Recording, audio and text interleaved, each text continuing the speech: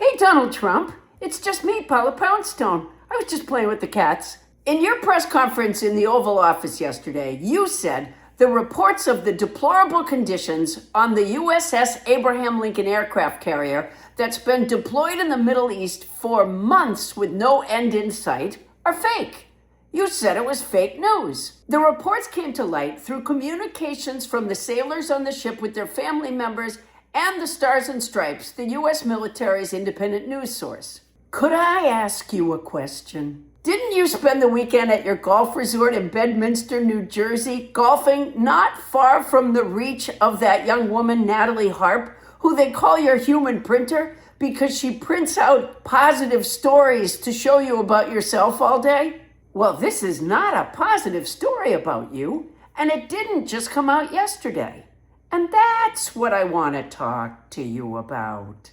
A member of the press brought it up to you a couple of days ago outside your helicopter, and you said you didn't think the crew had been deployed long enough.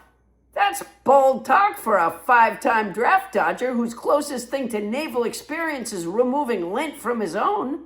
I'm well aware that they say war is hell, but you insist this isn't war. You call it a diversion, a skirmish, a military operation. In the Oval Office, you said you had just met a retired admiral. Where did you meet the retired admiral? Remember, you were riding around in a golf cart with your human printer. Was the retired admiral in the decoy golf cart? It's funny that the press was asking you about the conditions on the USS Abraham Lincoln, leading to sailors trying to jump overboard, which include plumbing problems causing feces on the floors, food shortages, broken laundry services, and lack of soap. And you happen to have just bumped into a retired admiral. Were you both paying your respects to your ex-wife who you buried at your golf course to get a tax break?